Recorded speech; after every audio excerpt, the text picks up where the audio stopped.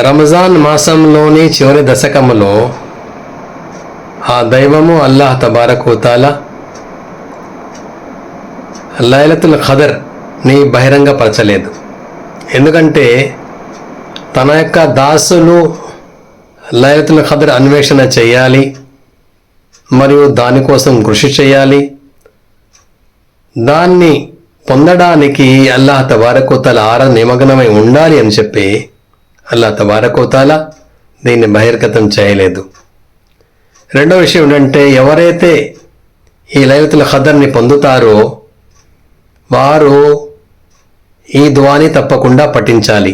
ఆ దుఆ ఏమిటంటే అల్లాహుమ్మ ఇన్నక అఫూన్ కరీం తుహిబ్బుల్ అఫ్వ ఫాఫు అన్ని.